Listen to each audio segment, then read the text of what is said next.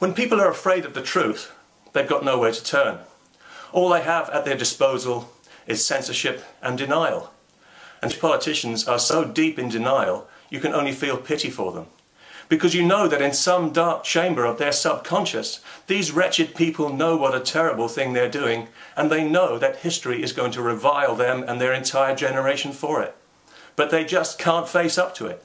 Psychologically, they are simply not big enough as people to acknowledge, let alone confront, the enormity of their mistake. They've backed themselves into an ideological corner where their only option now is to double down on the insanity and brazen it out until the bitter end. People have an aggressive social cancer growing in their midst. Canada is under attack. That's right. There is a war for control of this country going on right now. There are no guns and no bombs. As a matter of fact, there are no physical weapons involved of any kind. There are no airstrikes and there is no bloodshed. Okay, no bullets, no guns. But it's laws, it's restrictions, it's language cops, it's harassment. But you can be 100% sure that there are numerous casualties already, and there will be more in the coming years if nothing is done to defend against this tide right now. The attack is more in the lines of a virus type of attack, similar to an attack that takes over your computer's operating system, a virus that forces you to do things according to a set of rules which is contained within the virus. Only in this case, the virus is not necessarily taking over the central operating system of your computer, it is taking over the central operating system of our country.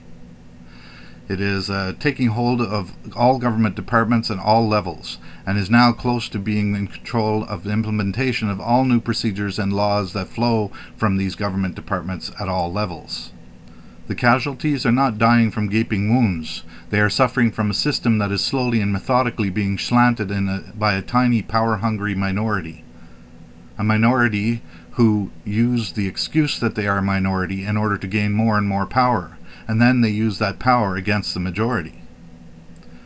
By controlling the hiring system in this country and implementing a forced official bilingualism, they are limiting the ability of over 90% of the English majority Canadian citizens to obtain gainful employment.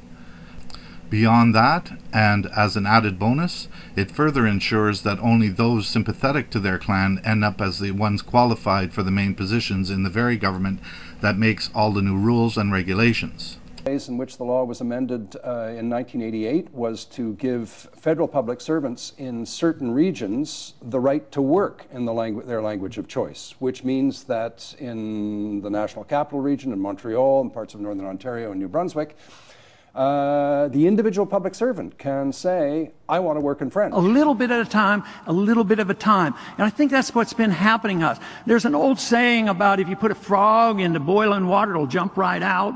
But if you put a frog into cool water and gradually heat it, the frog won't jump out and will actually kill the frog. Now, I think that's a good analogy about what happens to a nation. And I think we've been sitting in this cool water that's heating up, and we better jump out real soon. So, as you can see, we have a situation in this country whereby the present government is being forced to implement policies and procedures that only benefit a small minority of people in large swaths of the critical structure that oversees the operating system of this country itself. How did this happen? A set of unfair rules and laws were implemented by previous governments within the guise of creating a just society for all.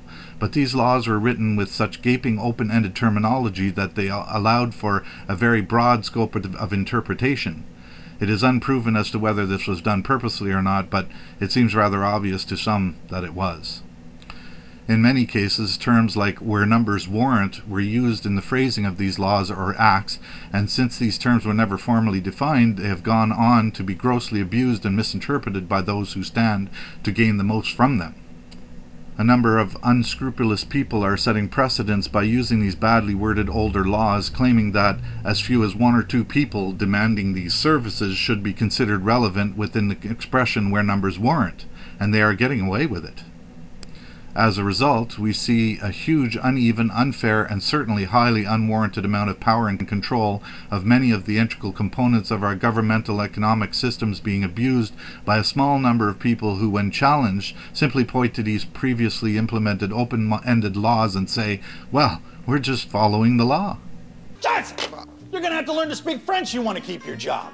What to do? We must take a stand and stop any more implementation of policy and future laws that are based on these severely flawed and open-ended existing laws. The old laws must be rewritten to contain proper limits. Again, this must be done before we continue passing further new laws and making policy based on the defective laws that already exist. And by the way, if you don't think this affects you, then think again. Right now, at this very moment in Canada's history, our Prime Minister, the Prime Minister of a country that is overwhelmingly English-speaking, is being chosen from only the tiny 17.5% of the minority Canadian citizens who know French and are so-called bilingual. That means that over 83.5% of the population of Canada cannot even consider running to be Prime Minister of their own English majority-speaking country. Even when one considers the allowance for the accommodation of the French minority in this country, there is still something majorly wrong with this kind of gross imbalance. And then there are those that say, well, just learn French. Really?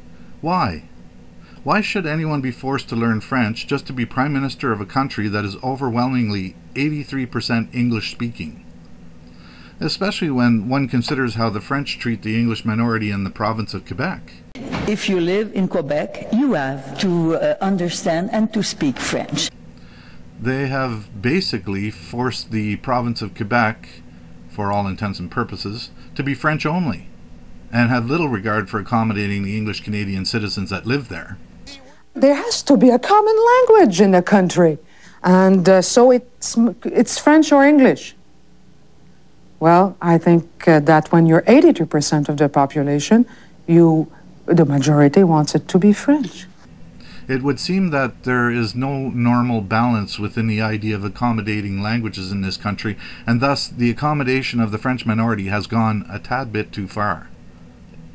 So please, let your voice be heard against passing any new laws or adding extensions to older bad existing laws, at least until the older laws can be reformed, amended, or clarified.